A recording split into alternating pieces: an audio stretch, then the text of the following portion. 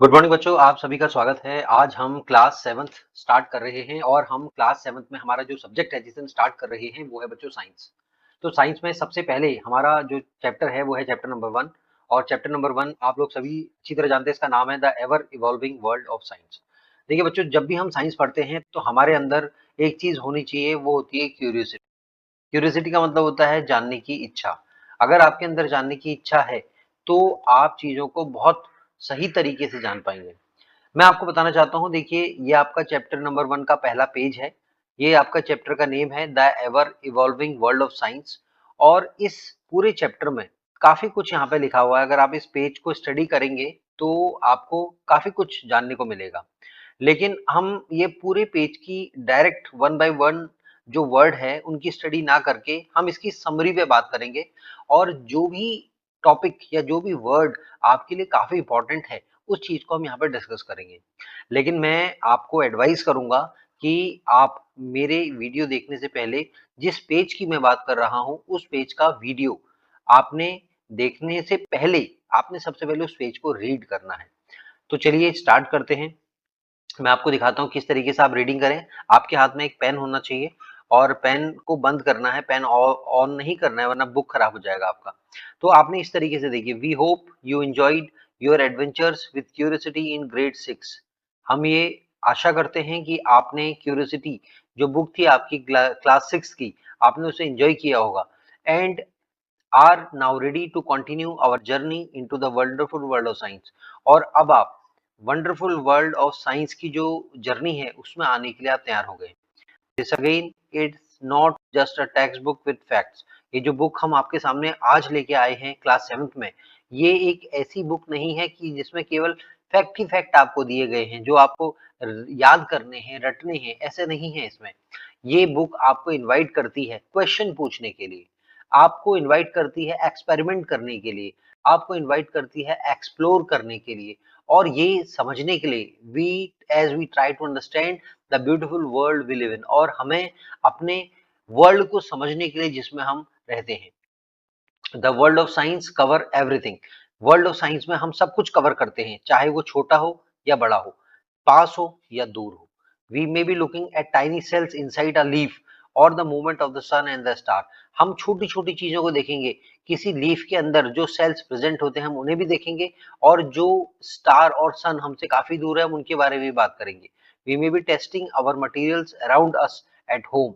हमारे घर में जितने भी मटीरियल है, जो भी सामान हमारे घर में रखा हुआ है, हम उनके बारे में भी बात करेंगे and discuss how water flows underground. और ये भी, इस बारे में भी हम बात करेंगे कि पानी किस तरीके से जमीन के नीचे बहता है। As you go through the chapters in this book, you will start new adventure that challenge your thinking, expand your knowledge, and help you become explorer, making small discoveries for yourself। जैसे जैसे बच्चों आप इस book के chapters को पढ़ना शुरू करेंगे, आपकी नॉलेज बढ़ती रहेगी और आपके अंदर एक्सप्लोरर यानी कि एक्सप्लोर करने की, जानने की जो इच्छा है वो बढ़ जाएगी और धीरे धीरे करके आप बहुत नई चीजों को डिस्कवर कर चुके होंगे, खोज चुके होंगे।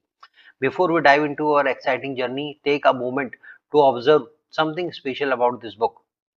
ये आपको बता रहा है कि किस तरीके से आपकी जो बुक के पेज नंबर हैं उसके पेज नंबर में एक बटरफ्लाई को उड़ते हुए दिखाया गया है। ठीक है, तो इस सब चीज को हम छोड़ देते हैं। अब यहाँ से बात करते हैं। Did you know that something as simple as the paper plane inspired real scientific exploration of the flight from early inventor studying birds wing to the modern engineer designing aircraft. The dream of flying started with the simple observation and experiment. अच्छा बच्चों, मैं आपको एक चीज बताता हूँ। देखिए life में ना सबसे इंपॉर्टेंट चीज होती है ऑब्जर्वेशन। अगर आप किस तरीके से चीजों को ऑब्जर्व कर रहे हैं वही चीज डिसाइड कर देगी कि आप लाइफ में कितने सक्सेसफुल होंगे। अगर आप चीजों को कीनली ऑब्जर्व करते हैं, कीनली का मतलब होता है बड़े ध्यान से आप चीजों को ऑब्जर्व करते हैं, तो आपकी ऑब्जर्वेशन अच्छी होगी और ऑब्जर्वेशन आपकी अच्छी होगी तो definitely you will be successful in your life. तो ये मेरा आज आपको एक मंत्रा है, I am giving you a Mantra that observation should be very keen. आपने बड़े ध्यान से चीजों को देखना है, समझना है कि वो चीज क्या आपको समझाना चाह रही है। ठीक है, अगर आप चीजें नहीं देखेंगे, कैजुअल अप्रोच से आप देखेंगे तो आप बहुत सारी चीजों को छोड़ देंगे। तो चलिए हम देखते हैं हमने इस चैप्टर में क्या क्या देखना है। सबसे पहला हमसे क्या कह रहा है, साइंस एक जर्नी है। ऑफ क्यूरियोसिटी की। देखो हमने अभी पूरा आपको हमने पेज पढ़ के दिखा दिया, आपने भी रीडिंग करनी है बच्चों। अगर आप रीडिंग करेंगे ना तो आपका इंग्लिश जो लैंग्वेज है, बोलना जो कमांड है वो आपका बहुत अच्छा हो जाएगा। और दूसरा, इंग्लिश रीडिंग करने का बेनिफिट ये होता है कि आपके जो टंग है, आपके टंग में इंग्लिश के वर्ड जो होते हैं ऑटोमेटिकली मिंगल होने शुरू हो जाते हैं, ऑटोमेटिकली आपके इंग्लिश के जो वर्ड्स होते हैं आपके टंग से निकलने शुरू हो जाते हैं। तो रीडिंग करते समय ये बिल्कुल मत सोचें कि आपके समझ में आ रहा है नहीं आ रहा है, but you have to read at least minimum one, और कम से कम 2-3 बार आप पढ़ लेंगे तो मेरे हिसाब से तो आपको बहुत फायदा होगा। तो देखिए हमारी बुक क्या कह रही है, हमारी बुक की हमसे कहा, इस पेज ने हमें बताया कि साइंस इज ए जर्नी। बच्चों साइंस एक जर्नी है, ठीक है। जर्नी मतलब हम देखो 6 में भी पढ़ रहे हैं, 7 में भी पढ़ रहे हैं, 8th में भी, 9th में, 10th 11th 12th, फिर आगे आप ग्रेजुएशन पोस्ट ग्रेजुएशन करेंगे, ठीक है। तो आप पढ़ते रहेंगे साइंस को। और जर्नी किस चीज की, क्यूरियोसिटी की है। क्यूरियोसिटी, जब आप साइंस पढ़ेंगे ना तो आप हमेशा जानने की इच्छा रहेगी आपके अंदर। आज आपको जान गए, कल आप साइंस पढ़ोगे दोबारा से, फिर आपको लगेगा यार मुझे कुछ और जानना है, ठीक है। तो क्यूरियोसिटी होती है जब भी आप साइंस पढ़ते हैं, ठीक है। क्यूरियोसिटी मतलब आप जानना चाहते हैं और जानना चाहते हैं। ऑब्जर्वेशन, ऑब्जर्वेशन होते ही साइंस में आप चीजों को देखते हैं, ऐसा हो रहा है तो क्यों हो रहा है। कोई पेड़ से फल गिर रहा है तो नीचे ही क्यों गिर रहा है, वो वापस ऊपर आसमान को क्यों नहीं जा रहा है। तो ये आप ऑब्जर्वेशन कर रहे हैं। और अब अगर आप क्यूरियोसिटी है आपके अंदर, आप ऑब्जर्वेशन कर रहे हैं, तो आप कुछ ना कुछ डिस्कवर जरूर कर देंगे। तो आप याद रखें, what is science, science is a journey of what, of curiosity, of observation and of discovery. It encourage us to ask questions. Science को जब हम पढ़ते हैं तो साइंस हमें एनकरेज करती है, हमें प्रोत्साहित करती है, चलो पूछो भाई, क्वेश्चन पूछो, ऐसा क्यों हो रहा है।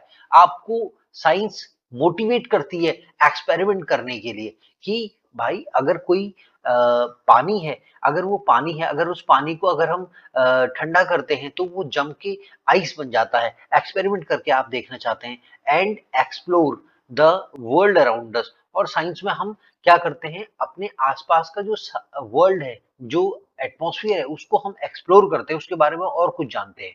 अब बच्चों, फ्रॉम टाइनी सेल्स, जो छोटे छोटे सेल्स होते हैं, जो छोटे छोटे सेल्स होते हैं, मैंने आपको बताया था लीफ के अंदर एक लीफ है बच्चों, बहुत छोटी छोटी लीफ होती है, उनके अंदर देखो कितने छोटे छोटे सेल्स होंगे।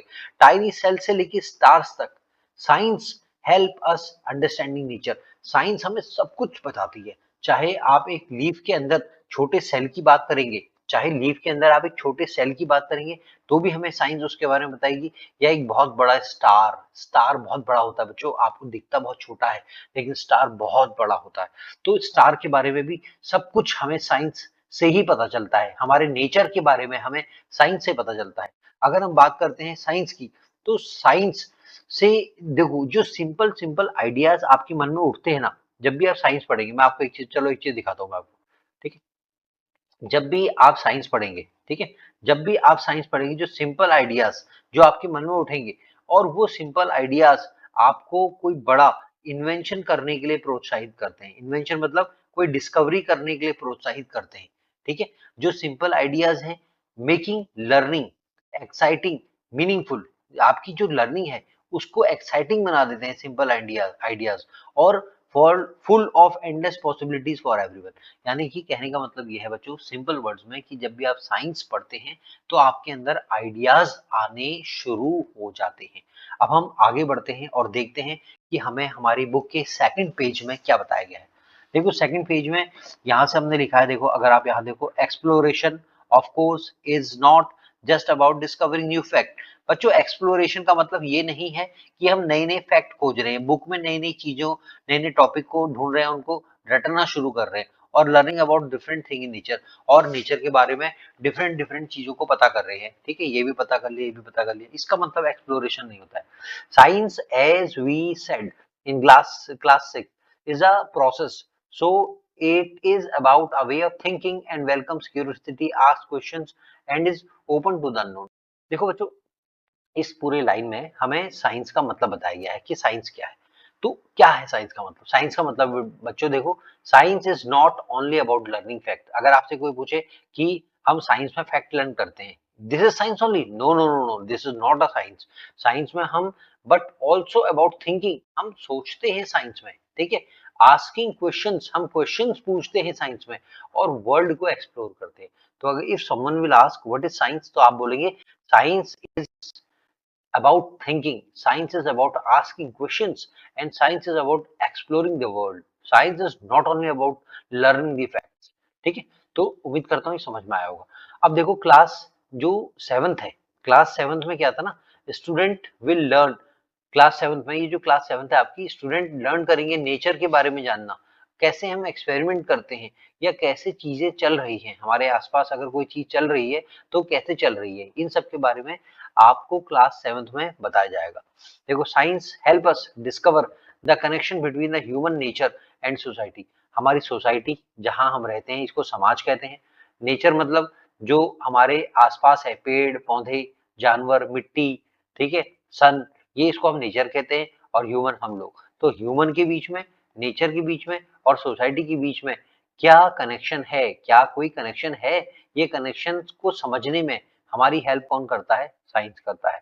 जैसे जैसे हम आगे बढ़ते हैं, साइंस हमें ये भी बताती है, it also teaches us to protect environment. साइंस हमें ये भी बताती है कि हमें एनवायरमेंट को कैसे प्रोटेक्ट करना है, एनवायरमेंट को हमने कैसे प्रोटेक्ट करना है, कैसे हमने एनवायरमेंट को, कैसे अपने वातावरण को हमने बचाना है, and build a sustainable future. Sustainable future, ये जो वर्ड मैंने रेड से लिखा हुआ है ना, इसका मैं आपको डिटेल्ड आंसर दूंगा। ठीक है, डिटेल्ड आपको मैं इसको समझाऊंगा, ये वर्ड इंपॉर्टेंट है और इसको मैं डिटेल में समझाऊंगा, आगे तैयार रहिएगा, अभी बता दो। लेकिन अभी यहाँ पे सस्टेनेबल का मतलब ये बता दो। सस्टेनेबल का मतलब क्या होता है, जैसे मान लीजिए आपके पास कोई चीज है, ठीक है, आपके पास कोई चीज है और आपको पता है आपका भाई, छोटा भाई कहीं गया हुआ है और वो आफ्टर 10 डेज के बाद, 10 दिन के बाद आने वाला है। ठीक है, 10 दिन के बाद आने वाला है। तो आपके पास मान लो ये चीज है, ये चॉकलेट है सपोज, तो आपने क्या किया, इस चॉकलेट को खाया थोड़ा सा और बाकी अपने भाई के लिए भी बचा के रख दिया, ताकि आपका भाई जब 10 दिन के बाद आएगा चॉकलेट को खाएगा, उसको भी चॉकलेट मिलनी चाहिए। तो इसी तरीके से हमें नेचर ने जो जो दिया है, इसी तरीके से हमें नेचर ने, यानी कि एनवायरनमेंट ने जो जो दिया है, हम उसका यूज करें। कैसे यूज करें कि हम भी उसको यूज कर लें, और हमारे जाने के बाद जब हम लोग चले जाएंगे इस दुनिया को छोड़ के, तो आने वाले जो लोग हैं उनको भी उन चीजों का यूज करने का बेनिफिट मिले। ठीक है, वो भी उन चीजों को यूज कर पाए। ऐसा नहीं कि हमने सारी चीजों को यूज कर लिया, खत्म कर लिया और उनके लिए कुछ नहीं बचाया। तो इसका मतलब होता है सस्टेनेबल। सस्टेनेबल मतलब आपने खुद भी यूज करना है और आगे आने वाली जनरेशन के लिए भी आपने बचा के रखना है। अब बच्चों हम बात करेंगे different branches of science. Different branches of science, हमारी जो साइंस है, इस साइंस की बहुत सारी ब्रांचेस होती है, मैं आपको बता रहा हूँ। देखो डिफरेंट ब्रांचेस ऑफ साइंस, ठीक है। अब जब हम पढ़ेंगे ना, तो मैं आपको बताऊंगा कि हमारी साइंस में बहुत सारी ब्रांचेस होती हैं। ठीक है, जैसे अगर हम बात करें फिजिक्स, केमिस्ट्री, बायोलॉजी, ये सारी हमारी क्या है, ब्रांचेस हैं। किसकी ब्रांचेस हैं बच्चों, साइंस की ब्रांचेस है, बायोलॉजी। ठीक है, और एक ब्रांच और है अर्थ साइंस। अर्थ साइंस, तो इन सारी ब्रांचेस के बारे में देखो मैंने इनको हाईलाइट किया है। तो हाईलाइट किया है तो इसका मतलब मैं आपको और बताऊंगा। इस बुक में हम बताएंगे मटेरियल्स के बारे में, क्या मटेरियल होते हैं, ठीक है, और ये मटेरियल हमारे, इनकी प्रॉपर्टीज क्या होती हैं, हम ये भी बताएंगे आपको व्हाट आर मटेरियल, मटेरियल क्या होते हैं, मटेरियल की प्रॉपर्टीज क्या होती है। एक एक वर्ड आपको एक्सप्लेन करा जाएगा, बट बी पेशेंट, ध्यान से सुनिएगा, नोट्स बनाइएगा। आगे बढ़ते हैं, आगे समझते हैं हमारी बुक ने हमें क्या बताया।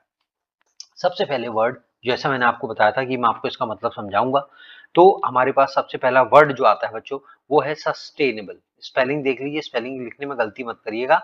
Sustainable, SUSTAINABLE, sustainable, sustainable. अब सस्टेनेबल का मतलब क्या था, मैंने आपको क्या बताया, मैंने आपको बताया कि सस्टेनेबल का मतलब ये होता है कि जो आपके पास है, जो आपके पास है, आपने उसको यूज करना है, और ऐसे यूज करना है कि आपके आने के बाद जो जनरेशन्स आएंगी, जो पीढ़ियां आएंगी, वो भी उस चीज का यूज कर पाए। आप सारा का सारा यूज करके आप खत्म ना करें ताकि उनको कुछ नहीं मिले, ऐसा नहीं करना है। आपने जो, आपको नेचर आपको दे रहा है, आपने उन चीजों को यूज करना है और आगे आने वाली जनरेशन्स के लिए बचा के भी रखना है। यही मतलब है।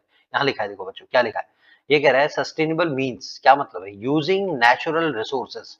नेचुरल रिसोर्सेस का मतलब नेचर के द्वारा हमें जो रिसोर्स दिए जा रहे हैं, नेचर ने जो भी हमें दिया है। देखो क्या दिया है नेचर ने हमें, नेचर ने हमें ऑक्सीजन दी है, नेचर ने हमें प्लांट्स दिए हैं, नेचर ने हमें अंडरग्राउंड वाटर दिया है, बात समझ रहे हैं? तो ये सब नेचर ने हमें दिया है, तो हमें इनका यूज करना है, केयरफुली यूज करना है। कैसा यूज करना है बच्चों? ये एक वर्ड लिखा है केयरफुली। केयरफुली का मतलब आपने बर्बादी नहीं करनी है। क्या कैसा यूज करना है? आपने केयरफुल यूज करना है। कैसे यूज करना है? Without damaging the environment. हमने एनवायरमेंट को डैमेज नहीं करना है। जैसे मान लो हमारे पास एक फॉरेस्ट है, अब हमें रोड बनानी है, हम क्या कर रहे हैं? उस फॉरेस्ट के पेड़ों को काट दे रहे हैं। यानी कि हम क्या कर रहे हैं? हम डैमेज कर रहे हैं एनवायरमेंट को। हमने ये नहीं करना है। हमने यूज तो करना है, रोड भी हमने बनानी है। इस तरीके से हम रोड बनाए कि हमारे एनवायरमेंट को नुकसान बिल्कुल ना पहुंचे। It means what we are doing? We are doing sustainable use. We are doing sustainable use of the environment. हम जो नेचर ने हमें दिया है, हम उसका यूज ऐसे कर रहे हैं ताकि उसकी बर्बादी ना हो, हमारी आगे आने जनरेशन को मिले। So they can so they can be used in future too. So they can be used in future too, यानी कि आने वाले फ्यूचर में भी उनका हम यूज कर पाए। तो सस्टेनेबल का मतलब सिंपल वर्ड्स में अगर मैं बात करूं कि आपने जो भी नेचर ने आपको रिसोर्स दिए हैं, आपने उनका यूज ऐसे करना है, आपने उनको ऐसे बचा के यूज करना है ताकि आगे आने वाली जनरेशन भी उसका फायदा उठा पाए। अब जैसे आप कैसे सस्टेनेबल यूज कर सकते हैं? देखो, अगर मैं आपसे एग्जाम्पल के तौर पे बात करता हूं, तो आप कैसे सस्टेनेबल यूज कर सकते हैं? देखो, एग्जाम्पल एग्जाम्पल क्या है? सबसे पहला एग्जाम्पल हम बात करते हैं प्लांटिंग मोर ट्रीज। ठीक है, प्लांटिंग मोर ट्रीज, बहुत सारे पेड़ लगाने हैं after cutting some trees is sustainable. अब ऐसा है, मान लो चलो आपको घर बनाने के लिए आपके घर के बीचों बीच एक पेड़ आ गया था। ठीक है, तो आपने, और आपको काटना बहुत जरूरी था, तो आपने पेड़ कट करवा दिया, लेकिन आपने एक पेड़ कट करा और आपने 5 पेड़ लगा दिए। तो दैट इज क्या हुआ? आपने क्या करा? यूज करा, लेकिन आपने सस्टेनेबल यूज करा, दैट इज सस्टेनेबल यूज। या सेविंग वाटर। सेविंग वाटर मतलब पानी बचाओ, bye turning of the tap is sustainable. आपको एक बाल्टी पानी चाहिए था, आपने एक बाल्टी पानी लिया और बर्बाद नहीं होने दिया, तो यानी कि आपने क्या करा? वाटर का सस्टेनेबल यूज करा। या recycling paper, plastic and glass is sustainable. आपने देखा है पेपर, जो पेपर आपके पास आता है उसको अखबार वाले, जो कूड़ा वाले होते हैं वो लेके चले जाते हैं, रिसाइकिल होता है पेपर। प्लास्टिक, जो कुर्सी का सामान वगैरह आप फेंक देते हैं, बॉटल वगैरह, ये सब कूड़ा कबाड़ बीनने वाले आते हैं, ले जाते हैं और रिसाइकिल होके फिर उसका कुछ ना कुछ बन के आ जाता है। उसी तरीके से ग्लास, कांच, ये सब आपने यूज करना है कैसे? सस्टेनेबल। और दूसरा, आपने सोलर एनर्जी को यूज करना है। सोलर एनर्जी का मतलब होता है बच्चों, जो एनर्जी हमें सन से मिल रही है, और आपने कोल, बर्निंग कोल मतलब कोयला, कोयला चला के जो एनर्जी मिलती है हमें, उसको थोड़ा कम यूज करना है। तो अगर आप ऐसा यूज कर रहे हैं, it means that what you are doing sustainable use of resources. ठीक है, ये तो हमने बता दिया आपको सस्टेनेबल का मतलब। अब मैंने आपसे कहा था कि हम साइंस की ब्रांचेस के बारे में बात करेंगे। तो साइंस, देखो साइंस क्या है? साइंस में अगर हम ब्रांचेस की बारे में बात करते हैं तो बहुत सारी ब्रांचेस है बच्चों, बहुत सारी ब्रांचेस। हम पढ़ेंगे एक एक करके सारी ब्रांचेस पढ़ेंगे। तो इसमें मेजर जो ब्रांचेस हैं, जो इंपॉर्टेंट ब्रांचेस हैं, वो है कितनी? 4, जो हमारी बुक में दी गई है। हम बुक की हिसाब से बात कर रहे हैं। पहली ब्रांच है बच्चों फिजिक्स, दूसरी ब्रांच है आपको बच्चों केमिस्ट्री, और तीसरी ब्रांच है बायोलॉजी, और चौथी ब्रांच है आपकी अर्थ साइंस। तो जब भी हम पढ़ते हैं मोशन के बारे में, जब भी हम पढ़ते हैं मोशन के बारे में, मोशन मतलब चल रहा है कोई चीज, कोई टायर घूम रहा है, कोई कार चल रही है, कोई ट्रेन चल रही है, ठीक है, कोई बॉल हमने ऊपर फेंकी आसमान में, बॉल वापस नीचे आ रही है, तो ये मोशन हो रहा है। मोशन मतलब चेंज ऑफ स्टेट। ठीक है, या हम एनर्जी के बारे में पढ़ते हैं, हम ये एनर्जी के बारे में पढ़ते हैं। एनर्जी मतलब पानी बहुत बड़े डैम में है, यहाँ स्टोर कर रखा है, डैम से पानी नीचे गिर रहा है, तो यहाँ पर इलेक्ट्रिसिटी बन रही है। तो ये वाटर की जो है वाटरफॉल हो गया, इलेक्ट्रिसिटी बन रही, तो एनर्जी बन रही है। ठीक है, तो जहां हम एनर्जी के बारे में पढ़ें या जहां हम मोशन के बारे में पढ़ें, इसका मतलब हम साइंस की ब्रांच पढ़ रहे हैं, जिस ब्रांच का नाम होता है फिजिक्स। तो हम क्या बोलेंगे? Physics is a branch of science in which we studies about energy and motion. Likewise, अगर हम सब्सटेंसेस के बारे में पढ़ रहे हैं, सब्सटेंसेस मतलब पदार्थों के बारे में पढ़ रहे हैं, सब्सटेंसेस, हमने बोला एक ग्लास है कांच का, उसमें हमने वो रख दिया पानी, वाटर रख दिया, ठीक है, और हमारे पास क्या है? एक पुड़िया है छोटी सी, उसमें नमक है। अब ये नमक को हमने इस कांच वाले पानी में डाला, और हमने फिर देखा ये जो नमक था इस पानी में गायब हो गया। ठीक है, तो ये भी एक सब्सटेंस है, ये भी एक सब्सटेंस है। हमने इनके बीच में जब इसमें डाला, तो हमने इनके बीच में क्या हुआ? रिएक्शन हुआ। रिएक्शन, ये रिएक्शन क्या रहे जब हम पढ़ रहे हैं, यानी कि जब हम सब्सटेंसेस के बारे में पढ़ रहे हैं और सब्सटेंसेस में होने वाली रिएक्शंस के बारे में पढ़ रहे हैं, तो हम साइंस की जो ब्रांच पढ़ रहे हैं उस ब्रांच का नाम होता है केमिस्ट्री। लेकिन जब हम लिविंग ऑर्गेनिज्म, लिविंग मतलब जिनमें जीवन होता है, जिनमें जान होती है, जो जिंदा होते हैं, अगर हम ऐसे ऑर्गेनिज्म के बारे में पढ़ रहे हैं जिनमें जान है, जिनमें जीवन है, तो हम कौन सी ब्रांच पढ़ रहे हैं? हम ब्रांच पढ़ रहे हैं बायोलॉजी। जो लिविंग थिंग्स के बारे में जब हम पढ़ते हैं, we are studying which subject, that is biology. इसके बाद बच्चों चौथी जो इंपॉर्टेंट ब्रांच है जो हमें इस बुक में बताई गई है, वो ये है अर्थ साइंस। अर्थ साइंस देखो नाम से समझ में आ जाएगा, अर्थ की साइंस। अर्थ की साइंस, अर्थ आपको पता है गोल है, ठीक है। तो आप ये अर्थ जो है, अर्थ कहाँ है? यूनिवर्स में है। बात समझ में आ गई? जब आप अर्थ के बारे में पढ़ रहे हैं, EARTH, और अर्थ कहाँ है? यूनिवर्स में है। अर्थ कहाँ है? यूनिवर्स में, ब्रह्मांड में है। तो जब आप अर्थ के बारे में पढ़ रहे हैं, आप यूनिवर्स के बारे में पढ़ रहे हैं, तो आप कौन सी ब्रांच पढ़ रहे हैं साइंस की? अर्थ साइंस पढ़ रहे हैं। बात समझ आ गई? तो यहाँ एक छोटा सा आपको समझाने के लिए लिखा गया है। फिजिक्स का मतलब होता है how things work, how things work. मैंने बताया था ना कि एनर्जी कैसे आ रही है, मोशन कैसे चल रही है, गाड़ी चल रही है तो कैसे चल रही है, कार कैसे घूम रही है, ठीक है। और केमिस्ट्री में हमने क्या पढ़ा? केमिस्ट्री में हमने क्या पढ़ा? What things are made of. Chemistry में हमने देखा चीजें किसकी बनी है। अभी एक ग्लास था, इस ग्लास में पानी था, अब इस पानी में नमक डाला तो नमक तो गायब हो गया, खाली पानी पानी दिख रहा है। तो हम चेक कर रहे हैं ये पानी कैसा है, ये किसका बना हुआ है। तो हमें जब हम चेक करेंगे तो हमें पता चलेगा इस पानी में क्या है, नमक है। तो ये पानी किसका बना है? नमक का पानी बना है, नमक का पानी। तीसरा बायोलॉजी जब हम पढ़ते हैं, हम लिविंग थिंग्स के बारे में बात करते हैं। और अर्थ साइंस जब हम पढ़ते हैं, अर्थ की साइंस जब हम पढ़ते हैं, तो हम अर्थ के बारे में भी बात करते हैं। और अर्थ जहाँ रहती है, जहाँ अर्थ है यूनिवर्स में, हम उसके बारे में भी बात करते हैं। तो बच्चों कैसा समझ में आ रहा है? आप कमेंट में जरूर लिखिएगा। आप बताइएगा कि आपको कितने समझ में आ रहा है या नहीं आ रहा है, और जो चीजें आप क्वेश्चन पूछना चाहते हैं वो जरूर पूछिएगा। अगली चीज जो बहुत जरूरी है आपको पता होनी चाहिए, वो है वर्ड बच्चों मटेरियल। मटेरियल आपने सुना होगा, मटेरियल ये अच्छा मटेरियल है, ये बुरा मटेरियल है, ऐसा आपने सुना होगा। लेकिन मटेरियल शब्द का जो मतलब होता है, meaning, exact meaning of word material क्या होता है? देखो, मटेरियल की डेफिनेशन सुन लो पहले। आप क्या लिखी है? देखो हमने लिखा है यहाँ, material are the things. Material चीजें होती हैं, कुछ चीज होती है use to make different object, जो कि ऑब्जेक्ट, अलग अलग तरीके के ऑब्जेक्ट बनाने में काम आते हैं। मटेरियल क्या है? कोई चीज है जिससे हम कोई ऑब्जेक्ट बना रहे हैं, ठीक है। कोई चीज है जिससे हम कोई ऑब्जेक्ट बना रहे हैं, वो चीज को हम क्या बोलेंगे? मटेरियल। यानी कि material is a thing, material is a thing which is for making any object, जो कि किसी ऑब्जेक्ट को बनाने में हमारी मदद करती है। What is material? Material is a thing which help us to make any object। जैसे मैं आपको बात करता हूं, ये वुड, वुड क्या है? लकड़ी। लकड़ी क्या है? एक मटेरियल है। लकड़ी से हमने क्या बना दिया? चेयर बना दी। बात समझ में आ गई? एक प्लास्टिक है, plastic, plastic is a material. Plastic से हमने क्या बना दिया? प्लास्टिक से हमने क्या बना दिया? हमने प्लास्टिक से प्लास्टिक की चेयर बना दी। असल में तीसरा एक चीज है ग्लास। ग्लास क्या है? ये मटेरियल है। ग्लास क्या है? ये मटेरियल है। और ग्लास से हमने क्या बना दिया? ग्लास से हमने क्या बना दिया? विंडो बना दी। ग्लास की विंडो बना दी हमने, कांच की विंडो बना दी, ठीक है। उसके बाद एक मटेरियल है क्या? आयरन। आयरन, लोहा। लोहे से हमने क्या बना दिया? कुछ भी बना दिया, हमने प्रेस बना दी। बात समझ में आ गई? ये प्रेस जो बना, ये क्या हो गया? ये एक ऑब्जेक्ट है, ठीक है। आयरन क्या है? ये मटेरियल है, ठीक है। इसी तरीके से कॉपर, कॉपर मतलब तांबा होता है। और तांबा, तांबे से हमने क्या बनाया? वायर बना दी, वायर। बात समझ में आ गई है? तो देखो छोटी छोटी चीजें होती है ना, अगर आप इनको ध्यान से देखोगे तो आपको ऐसा लगेगा यार मुझे तो सब कुछ आता है। अगर आप उनको ध्यान से नहीं देखोगे तो आपको लगेगा यार मुझे कुछ भी नहीं आता। आपको ऐसा लगेगा यार मैं तो सब कुछ भूल गया हूँ, मेरे तो कुछ समझ में नहीं आ रहा है। बात समझ में आ रही है?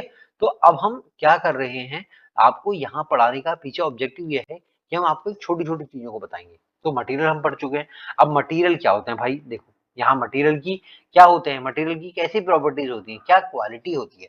देखो कुछ मटेरियल हार्ड होते हैं, कुछ मटेरियल हार्ड होते हैं जैसे आयरन, आयरन एक मटेरियल है।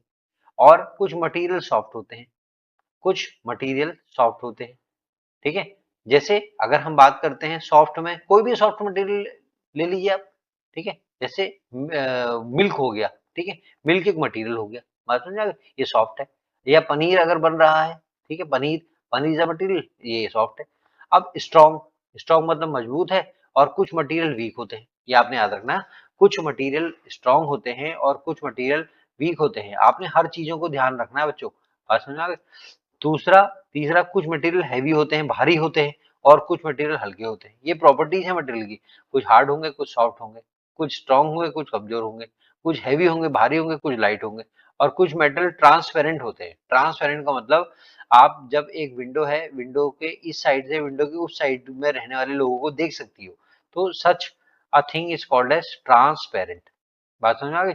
और अगर आप एक साइड खड़े होकर दूसरी वाली साइड में चीजों को नहीं देख पा रहे हो, तो उसको हम बोलते हैं ओपेक। क्या बोलते हैं? ओपेक। तो ये मटेरियल क्या होते हैं? मटेरियल ट्रांसपेरेंट भी होते हैं, मटेरियल ओपेक भी होते हैं। मटेरियल क्या होते हैं? कंडक्टर होते हैं, कंडक्टर, कंडक्टर, ठीक है। और मटेरियल इंसुलेटर भी होते हैं। अब देखो कंडक्टर का मतलब क्या है। जैसे यहां से एक वायर है, इस वायर को आपने स्विच में लगाया, ये वायर को आपने स्विच में लगाया, और स्विच में लगाने के बाद आपने क्या करा, बीच में ये जो वायर थी, इस वायर को, जैसे ये वायर थी आपने कट कर दिया, इस वायर को आपने कट कर दिया, इतना इतना कट कर दिया। तो क्या है, देखो वायर से क्या होगा, करंट आएगा। बात समझ आ गई? और करंट जो होगा यहाँ तक जाएगा, यहाँ से आगे नहीं जाएगा, तो यहीं तक करंट होगा, इसके आगे करंट कुछ नहीं होगा। बात समझ आ गई? तो ये जो वायर है, अब इस वायर के बीच में जहां पर हमने कट कर दिया था, अगर मान लो हम यहाँ पे रॉड लगाते हैं, रॉड, अगर हम आयरन की रॉड लगाते हैं, आयरन की, आयरन की, तो यहाँ से जो करंट आ रहा है ना, लाइट यहाँ से निकल के वो यहाँ तक पहुंचेगा, और आयरन की रॉड की हेल्प से उधर वाले में चला जाएगा, इधर वाली साइड में चला जाएगा, ठीक है। और तो यानी कि जो हमने बीच में लगाई है आयरन की रॉड, ये आयरन की रॉड क्या है, कंडक्टर है, कंडक्टर, कंडक्टर। इसने क्योंकि क्या करा, जो करंट आ रहा था, करंट को पास कर दिया, आगे बढ़ा दिया, इसको हमने बोला कंडक्टर। और इंसुलेटर क्या होता है, जो कि करंट को आगे बढ़ने नहीं देता है। इंसुलेटर का मतलब क्या होता है, which stop flow of current, जो करंट के फ्लो को स्टॉप कर देगा उसको हम बोलेंगे इंसुलेटर, और जो करंट के फ्लो को चला देगा उसको हम बोलेंगे कंडक्टर। अब बात आती है बच्चों, अगला आता है सॉल्युबल और इनसॉल्युबल इन वाटर। कुछ ऐसे कुछ ऐसे मटेरियल होते हैं जो कि पानी में घुल जाते हैं, जैसे कि नमक, सॉल्ट, पानी में घुल जाता है। और अगर हम बात करते हैं, कुछ ऐसे मटेरियल होते हैं जो पानी में नहीं घुल पाते हैं, जैसे आयरन, लोहा, लोहा पानी में नहीं घुल पाएगा। बात समझ में आ गई? कुछ मटेरियल ऐसे होते हैं जो मैग्नेटिक होते हैं, जिनमें मैग्नेट लगाओ तो चिपकना शुरू कर देते हैं। और कुछ ऐसे होते हैं जो नॉन मैग्नेटिक होते हैं, जिनमें आप लगाओगे लेकिन ये नहीं चिपकते, नॉन मैग्नेटिक। जिनमें मैग्नेटिक प्रभाव नहीं है उनको नॉन मैग्नेटिक, जिनमें मैग्नेटिक प्रभाव है उनको हम बोलते हैं मैग्नेटिक। देखिए एक चीज मैं आपको और बताता हूँ, सबसे इंपॉर्टेंट बात ये है ना, कि आपने क्या करना है, आपने जो भी मैं आपको बता रहा हूँ ना, तो आपने इस चीज को देखना है, इसको रिवाइज जरूर करना है। अगर आप जितना रिवाइज करेंगे ना, तो आपको उतना ज्ञान आपको मिलता रहेगा, आप उतनी नई नई चीजों को सीखते रहेंगे, ठीक है। तो चलिए अब समय हम देखो, मटेरियल हम समझ गए, मटेरियल क्या होते हैं, ये हमारे समझ में आ गया। फिर हमने प्रॉपर्टीज ऑफ मटेरियल समझ लिया, ये भी हमारे समझ में आ गया। अब हमारे पास एक नई चीज आई है, ठीक है। अब हमारे पास एक नई चीज आई है जिसको हम बोल रहे हैं मैटर, जिसको हम बोल रहे हैं मैटर। क्या बोल रहे हैं हम उसे, मैटर। तो मैटर क्या है, अब क्वेश्चन आ गया, आपसे पूछो, खुद से पूछो यार, किसी और से नहीं पूछना है, अपने खुद से पूछना है, मैटर क्या है भाई, what is matter. Matter anything है, मैटर क्या है, एनीथिंग है, कोई भी चीज है, कोई भी चीज है, मैटर है, ठीक है। कौन, कोई भी चीज, कौन, विच हैज मास, जिसमें मास है, जिसमें मास है। मैंने आपको क्या बताया था, दो चीजें होती है बच्चों, एक चीज ध्यान रखना आप, एक होता है मास, एक होता है वेट, ठीक है। अगर आप अर्थ में हो, अगर आप मून में हो, अगर आप अर्थ में हो और आप मून में हो, तो मास और वेट में क्या अंतर आ जाएगा। जब आप अर्थ में हो, मान लो आपका मास 10 है, तो जब आप मून में होगे तो आपका मास क्या हो जाएगा, 10 ही होगा। यानी कि जो मास है, मास चेंज नहीं होता है। बात समझ में आ गई? लेकिन जब आप अर्थ में हो, अगर आपका वेट जो है, सपोज 100 केजी, वेट जो है आपका कितना है, 100 केजी है। लेकिन जब आप मून में जाओगे तो आपका वेट 100 केजी नहीं होगा, या तो 100 से कम होगा या 100 से ज्यादा होगा। तो कहने का मतलब क्या है, मास यानी कि जिसमें कुछ अपनी प्रेजेंस है, ठीक है। तो हम बात कर रहे थे मैटर के बारे में, तो मैटर क्या होता है, एनीथिंग, एनीथिंग विच हैज मास, जिसमें मास है, ठीक है। और जो कुछ जगह घेर सकता है, एनीथिंग विच ऑक्यूपाई स्पेस, जो कोई जगह घेर सकता है और जिसमें मास है, उसे हम क्या बोलते हैं, मैटर बोलते हैं। बात समझ आ गई? जैसे एयर, ठीक है। एयर, एयर क्या है, एयर में मास है, क्योंकि आपने एक बलून लिया, आपने एक बलून लिया, उस बलून में गुब्बारे के अंदर हवा डाली, और हवा डालने का ऐसे 1 लाख गुब्बारे फैलाए और उनको तोलने चले गए, तो उन गुब्बारों का कोई वजन तो आएगा, बात समझ में आ गई? तो उसमें मास है और गुब्बारे के अंदर जो हवा आपने डाली, हवा अंदर रह गई, तो गुब्बारे के अंदर क्या है, मास भी है और उसने थोड़ा सा मास भी है और उसने क्या हुआ, स्पेस भी ऑक्यूपाई कर लिया, तो air is an excellent example of matter. वैसे ही वाटर, पानी, पानी कहीं भी डाल लो आप, ठीक है, would, stone, iron, paper, milk, chair, book और ह्यूमन बॉडी। तो ये सारी चीजें जो हैं ये हमें बताती हैं कि ये सब चीजें क्या है, मैटर है। अगर मैं आपसे एक चीज पूछता हूँ, मैं आपसे पूछता हूँ कि how matter is related to materials, matter किस तरीके से मटेरियल से रिलेटेड है, जो मटेरियल होते हैं उससे मैटर कैसे रिलेटेड होता है, बात समझ में आ गई? जैसे जैसे मान लो आपके पास एक क्या है, मटेरियल है, वुड, वुड से क्या बन सकती है, मैटर, ठीक है। आपके पास क्या है, वुड है, और वुड क्या है, वुड एक मैटर है, ठीक है, वुड क्या है, मैटर है, बात समझ में आ गई? और वुड से क्या बनेगा, हमने चेयर बना दी, तो चेयर क्या हो गया, मटेरियल हो गया, ठीक है। और ये वुड क्या था, मैटर था, तो मैटर से क्या बना, मटेरियल बना। अब ऐसे ही चेयर, चेयर क्या है, मैंने बताया आपको, चेयर मटेरियल है और चेयर किससे बन रही है, वुड से बन रही है, बन किससे रही है, मैटर से बन रही है। तो ये छोटी-छोटी चीज़ें जो होती है ना, ये आपको काफ़ी कुछ बता के चली जाती हैं। अब आते हैं अगले पेज में। अगले पेज में आप पेज देख लीजिए, यहाँ पे क्या लिखा हुआ है सबसे ऊपर? यहाँ लिखा है बच्चों, we then move on, play on with some other electric batteries. कुछ नई चीज़ें हैं उसके बारे में बताया गया है, हम ये बात करेंगे कि हमें सबसे पहले ये बताया गया है कि साइंस साइंस हेल्प करती है, ठीक है? अस हमको, किसको हेल्प करती है? हमको। क्यों? लर्न करने में। साइंस हमें लर्न करने में हेल्प करती है, साइंस हमें लर्न करने में हेल्प करती है। क्या लर्न करने में हेल्प करती है? अबाउट क्या, प्रॉपर्टी ऑफ मटेरियल्स, जो मटेरियल अभी हम बात कर रहे थे, मटेरियल की प्रॉपर्टी क्या है, कोई मटेरियल है किस तरीके से वो रिएक्ट करेगा, ठीक है। प्रॉपर्टीज ऑफ मटेरियल जानने में कौन हेल्प करता है? साइंस। या बैटरीज के बारे में जानने में हमें कौन हेल्प करता है? साइंस। वायर्स के बारे में जानने में कौन हेल्प करता है? साइंस। और बल्ब के बारे में हमें जानने को कौन हेल्प करता है? साइंस। तो यानी कि साइंस हमें हर चीज में हेल्प करता है। अब ये कह रहा है we will study metal and non metal. हम देखो अब आने वाले चैप्टर्स में हम मेटल नॉन मेटल भी पढ़ेंगे, ठीक है, मेटल क्या होता है, नॉन मेटल क्या होता है, ये सब हम पढ़ेंगे। और ये भी समझेंगे कि कुछ material are use for making electric circuit, कि हम कुछ ही मटेरियल का इलेक्ट्रिक सर्किट क्यों बनाते हैं। हमारे पास तो बहुत सारे मटेरियल्स हैं, ठीक है, हमारे पास तो बहुत सारे मटेरियल है, हम हर मटेरियल का इलेक्ट्रिक सर्किट क्यों नहीं बनाते हैं? हमारे पास कोई जो मटेरियल है हम उन्हीं का इलेक्ट्रिक सर्किट क्यों बनाते हैं, ठीक है। तो ये भी हम आगे जानेंगे, ठीक है। इसके बाद हम बात करते हैं, ये चैप्टर जो हम पढ़ रहे हैं ये वाला क्लास 1 7th का चैप्टर नंबर 1, ये हमें बताता है कि हमारे समाज में, हमारे आसपास क्या चेंज हो रहा है, ठीक है। आगे अगर हम देखते हैं कि कुछ चेंजेस के बारे में हम पढ़ेंगे, कि जैसे बर्फ का पिघलना, मेल्टिंग ऑफ आइस, ठीक है। और जो ये प्रोसेस है मेल्टिंग ऑफ आइस, ये प्रोसेस एक बार हो जाएगा तो इसको हम रिवर्स वापस कर सकते हैं। जैसे मतलब ये है कि आपने आइस है, आपने आइस से क्या कर दिया, आपने पानी बना दिया, वाटर बना दिया, तो बाद में अगर इसको हम कोल्ड टेम्परेचर देंगे तो वापस क्या हो जाएगा, ये वाटर से क्या बन जाएगा, आइस बन जाएगा। तो देखो आइस से वाटर बना, वाटर से वापस आइस आइस बना, यानी कि जिससे जो बना वो वापस रिवर्स हो गया, यहीं आ गया। तो हमने बोल दिया this process is called as reverse process.